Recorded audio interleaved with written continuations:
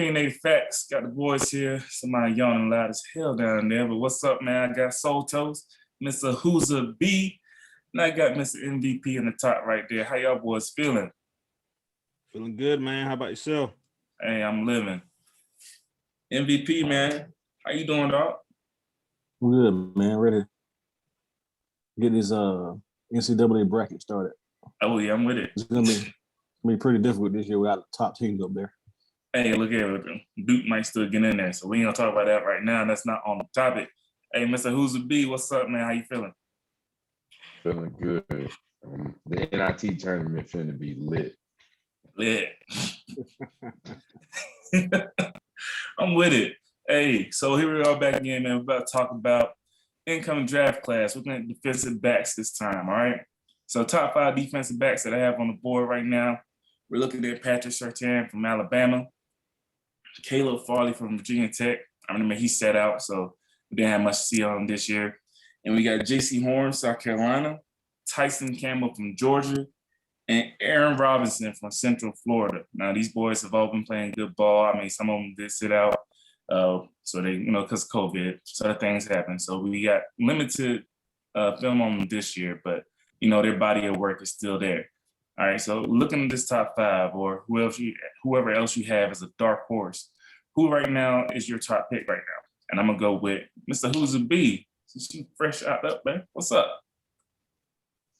So I'm looking at the top 5 stats. I'm always go, of course, with Surtain because he's probably going to be the first one off the board easily, hands down. But the fact that I'm impressed because I'm an underdog school always. UCF has 2 boys in the top 10 right now, and that's beautiful. But I'm not too high on this Caleb Farley Virginia Tech kid. I'm sorry. Virginia Tech defense ain't been the same since they lost their head coach. So, but one of the UCF boys, he only played 1 season. What's his name? You said Tate Godwin? No, I said Aaron Robinson for Central Florida. So yeah, Tate Godwin's the other kid that was on the other side, 6'2", 185. He played 1 season, and then the other kid from Central Florida, Robinson, he's a lockdown corner. I like that. If he might be a sleeper pick in the late first round, dead serious. I can see that. I can see that possibly happening. His one-on-ones in the Senior Bowl was nice. I can see that possibly happening. Like UCF, they get little no credit for some reason, but they got some boys down there that can straight up ball. So I can see that happening. You know what I mean? Hey, Soul Toast, man. Look at this list, man. Who you got? To be honest, I'm not too big on anyone in this list. I don't know because Surtain, he seems to be like the top rated one. I watched him against my Gators, and he got burned a few times. And I mean, we had a good offense and all that, but I expect when you play a good or solid offense that you want to show out a little bit. So I was a little disappointed in. And then all the other times Alabama played, it's just they just run through people. So I don't know how I feel about him.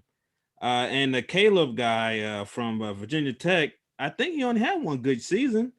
And he was hurt 1 season. He sat out this season, and then 2019 he had a good season. But I think that's it. I don't really think he had consecutive good seasons. So I don't know if he sat out because of COVID or if he was like, I don't think I can do better than last year. I don't be watching Virginia Tech like that. I don't think anybody watching Virginia Tech like that. Come on, man. Right. Michael Vick don't watch Virginia Tech like that. That's probably the last time I actually watched them boys when they had Michael Vick, man. Come on, bro. Yeah. I'll watch him. I'm going to go with my man who to be here. I'm going to go with someone from UCF. I like the set of twins that came out that play for the Seahawks. I know one's better than the other, but I think they went to UCF. By far. One got one hand. I mean, so it's different. You know what I mean? I You know. can't really say that, bro. I mean, hey, one hand I'm and going I to hell for laughing, but shit, you know what I mean. right. Yeah, I got you. But One hand and he made it to the league.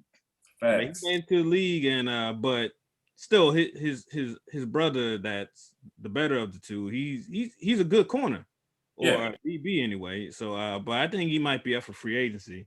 So I'm gonna go with someone from UCF, probably the Robinson kid. I don't. I'm sure maybe one or two of them's gonna come out in the first round. I don't know. This draft seems kind of weird. It's a lot of players sat out.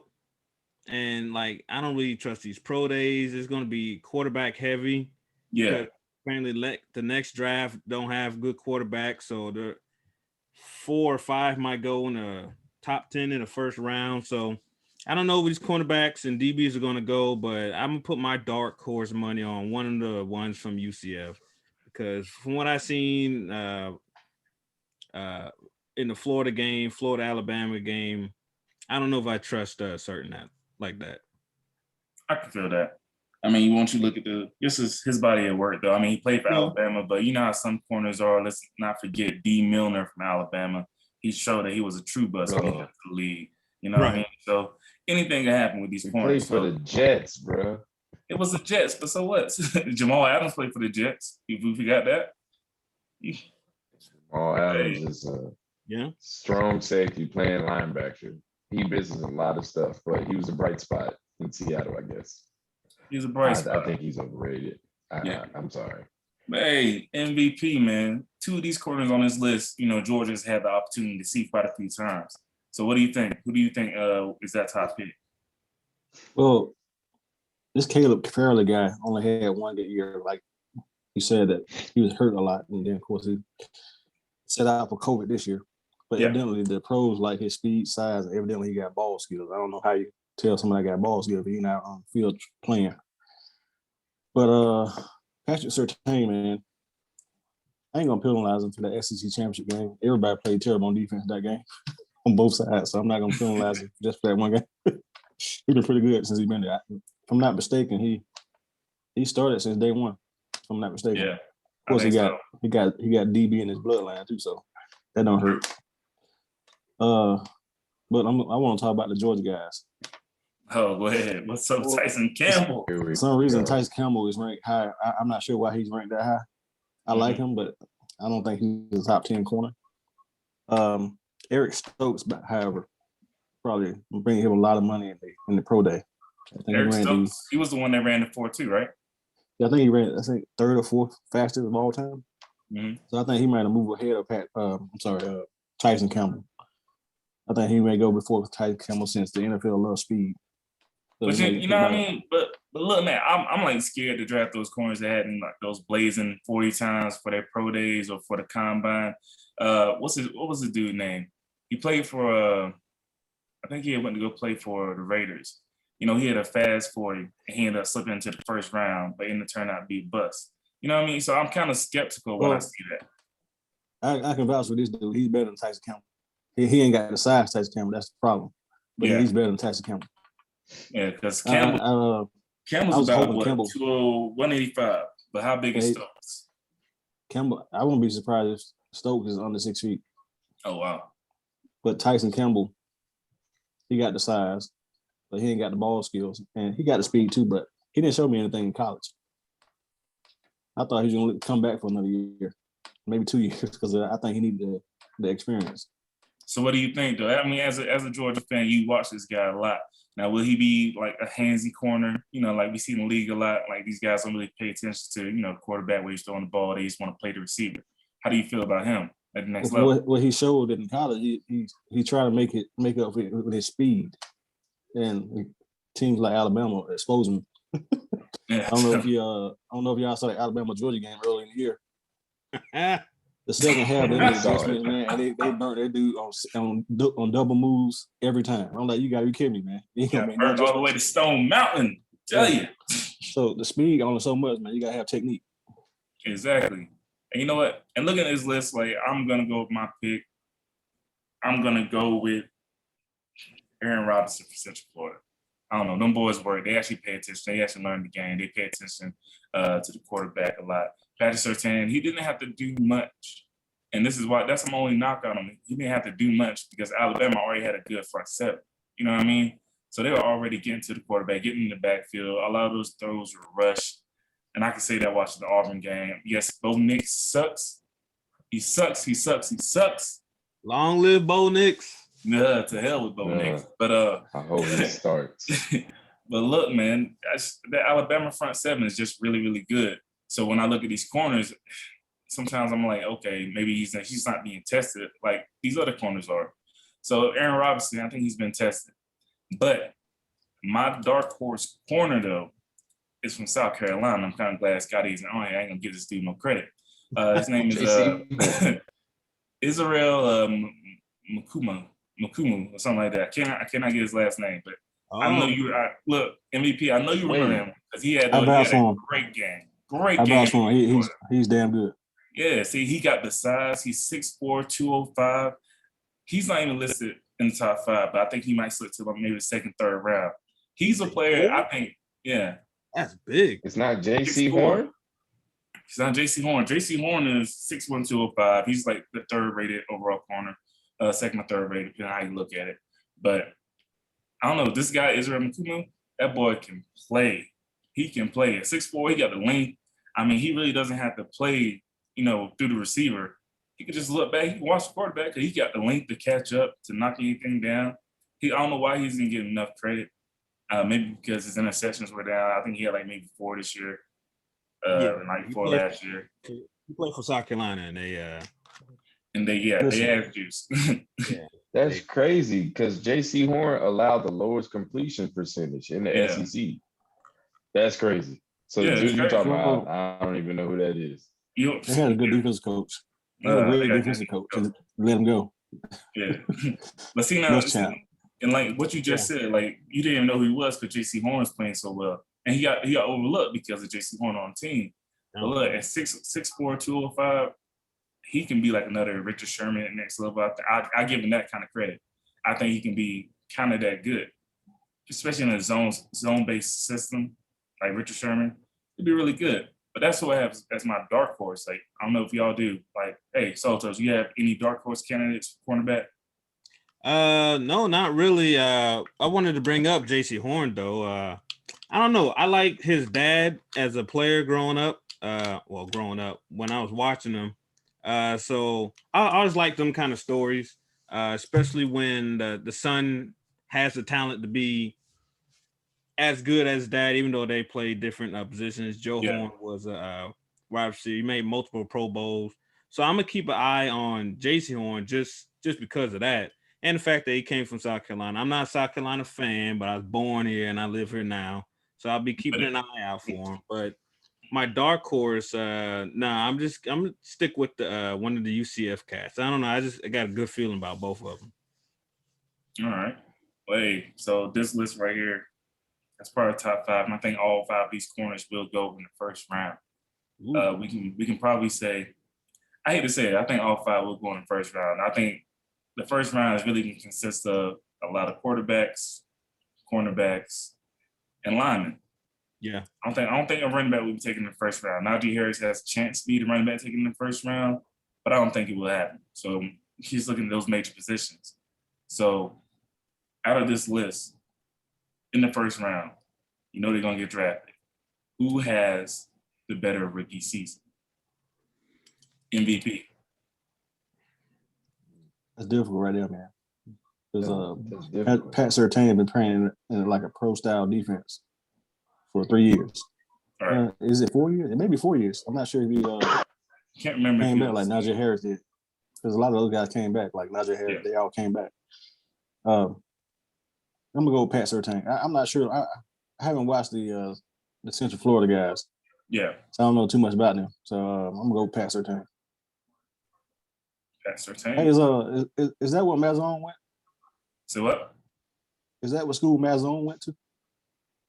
Gus? Yeah. Did he go to UCF? I think he went to UCF. That may be. Did he? He could be. If he can get still recruits from Miami, he may got some down there. Don't do that. Don't. Come on, man. Hey, he ain't at Auburn no more. I don't care what he do. Hey, Gus Bus suck. That's all I'm saying. That offense made me so goddamn mad. He knew defense though. Hey, the defense was skeptical last He's an year. offensive coach though. He's an offensive coach. It wasn't him coaching the defense. Not at all. He just sitting up there looking stupid. You know what I mean? That's all he was doing. That's Man. all he was And doing, this bro. man ain't even, Pissed you me ain't even off. had your coach for 6 months and you already Fuck throwing him. Gus under the bus. Golly. Fuck him. Fuck him. This dude might go I 0-16 think- and you be like, man, I miss Gus. No, I'll be Gus like, Gus, stay where downfall. you at. I don't miss you, bro. I think his downfall Bo Nix, man. He's the best Bo Nix. He should have been best Bo Nix. Freshman year. Gotta give Bo Nix time, man. Yeah, Bo all right. Nix needs He's been there like time. 10 I ain't years. gonna say All he that. needs is time. 4 years of He time. got 4 Hey, years look of here. eligibility left.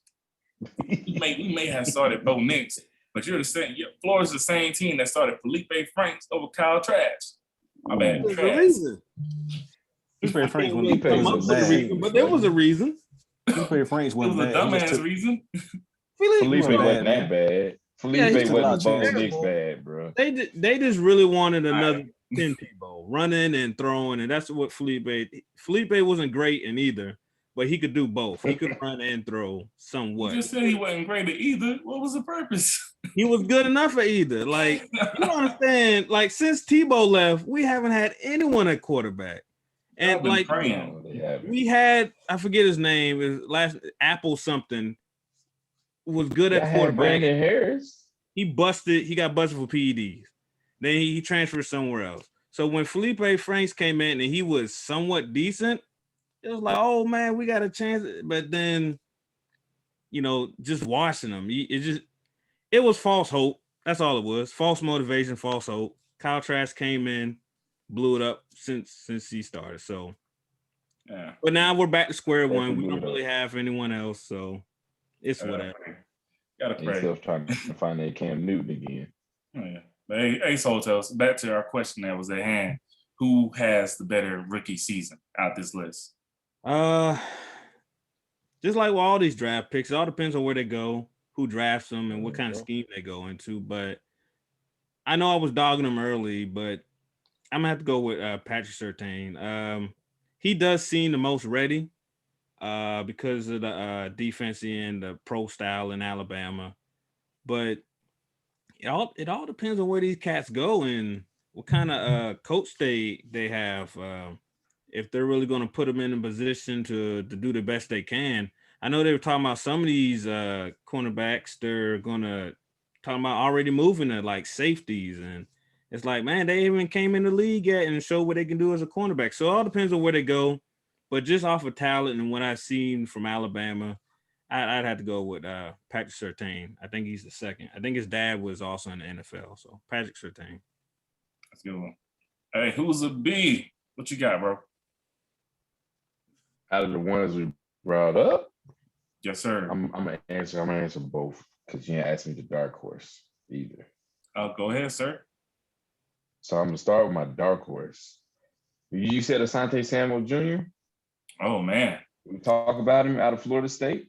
completely forgot about him. Watch his tape. The boy he's small though, 178 pounds. That's his Little. only problem. But he has instinct, and that's what apparently carried him over a lot of what puts him in the top 10 for corners because he's based off of instinct and he can make the moves that a lot of corners can't move. I was like, okay, that's my sleeper. But I'm gonna go with Patrick Surtain, of course. I mean, I hate to say it, I'm not a Bama fan whatsoever, but that boys, they just transition into the league so easily. Because if he ends up in New England, oh God, I'm gonna be angry. I mean, but right now, New England's if talking he's about up they in New need a England corner. though, New England's talking about shopping with Stephon Gilmore, so That's what I'm saying. Exactly. You know what? I mean, but it's a Belichick defense. That's You true. cannot doubt that. Right. Yeah. And they get an Why would they offseason shop? Why would they shop Gilmore? They got Because- so much money to because spend. they broke. Be real. They They still got like broke. 53 million on the cap. That's Yeah, just what Bill does. That's what he does. But because he gonna get draft picks in return for that. Listen, they was a decent team last year with all the opt-outs they had, and then they had a lot of COVID issues, and they still put on a decent showing. They had a real good They still had a defense. top 10 defense. Yeah. And then they had like four or five people out because of they opt out for COVID. True that. So we'll see how they are next year. So here's my pick for who's gonna have the better rookie season. I'm gonna go with Aaron Robinson.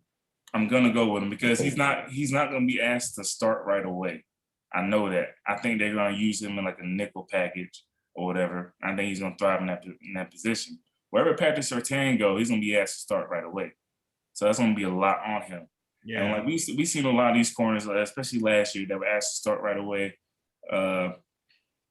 Some of them had good seasons, some was up and down.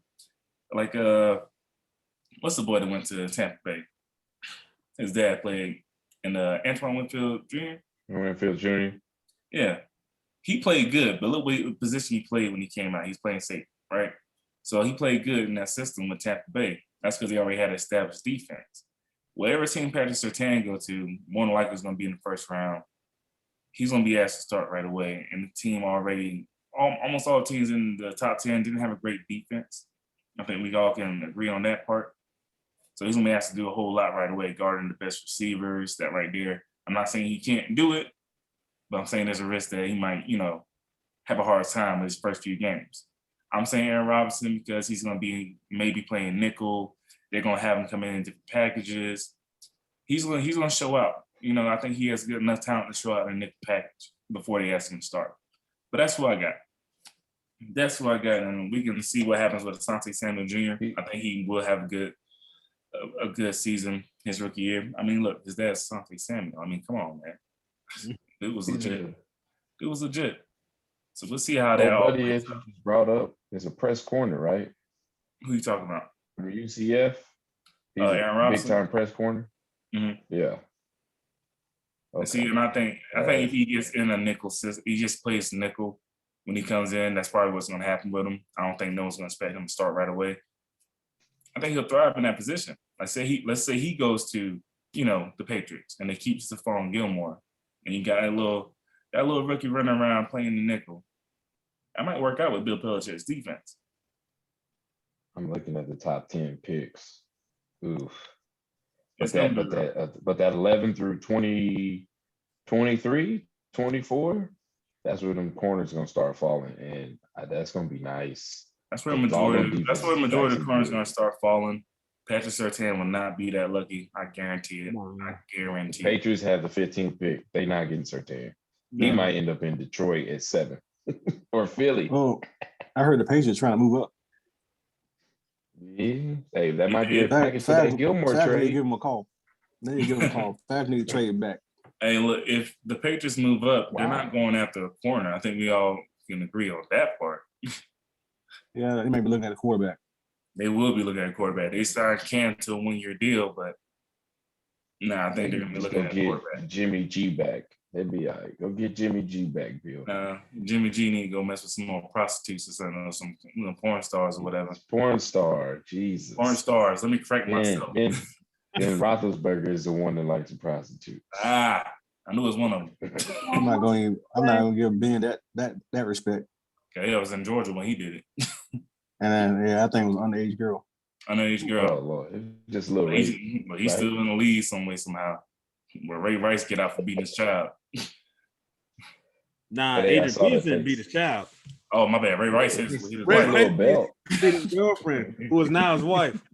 Ray Rice was on some other shit. Adrian Peterson beat his child and he got castrated. But Ben Roethlisberger been in the league. He ain't take no hiatus or nothing. He did. He raped her in the offseason. Man.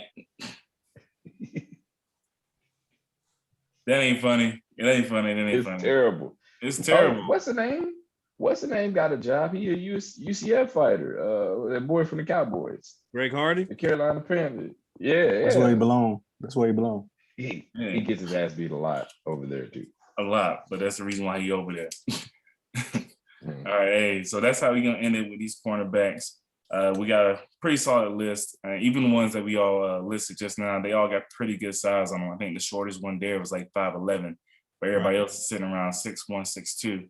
So these corners have good size, and I think that's gonna be a very good asset to have when you come into the league, especially with these receivers, your Julio Jones, your Justin Jeffersons. You're gonna need somebody with some size on these boys, like straight up. Say Julio.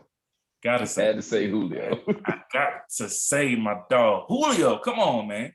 I ain't saying Ty. Poor Julio. Poor Julio. Ty. Ty is 5'9" and still a top 15 wide receiver with 17 quarterbacks. He gonna be a free agent. Hey, Atlanta looking into him, I heard. We'll make him great again. Who's this? Oh, T.Y. just saying that meant you thought he was great. Good looking out. Give you some credit, bro. Dragons gonna be looking into no receivers. They are. I mean, I don't know if you heard Terry Fontenette or whatever. He said they are going to get a quarterback. They are going to get a receiver. So if we get it free agency, if we get it Trey Lance. He must be about to make some type of trade then, because we loaded at receiver, man. That's ridiculous. We loaded. Trey Lance to Atlanta. It is what it is. But do not speak Trey Lance on us, all right? He had a Warren good Mahomes, Zach Wilson. He had a great. He's not making out the top three. And He ain't gonna be there, bro. Look here.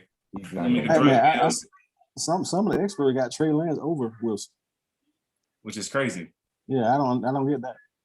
I'm not even entertaining that The one. boy's a winner. It's scary to say it, but the boy's a winner. And his pro day, I watched it. I had a lot of free time on my hands today. His pro day was actually pretty legit. Yeah. Hey, some of these boys get to their little combine, which we're not having this year. So the pro days where it matter. Two got signed on a camera phone deal. Come on now. Pro days don't matter. There's no defense. No, I don't believe them pro days matter. No. Like all the tape is going to be off college games and stuff like that. Not throwing the receivers you brought in a closed area and all that. Like I just don't see it. I think that's more of a getting to know the player more kind of thing than actually looking at their skills. Now, I mean, if they can't throw to wide open people, then yeah, that looks bad. But I don't take much stock in that. Yeah, I'm with you. Look at the tape. You said look at the tape, but I mean that's a downfall to some quarterbacks then, because Matt Jones throws to wide open receivers.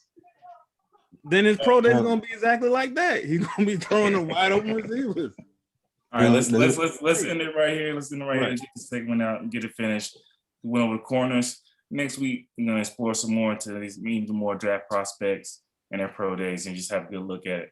All right, we're out on here. See y'all boys later.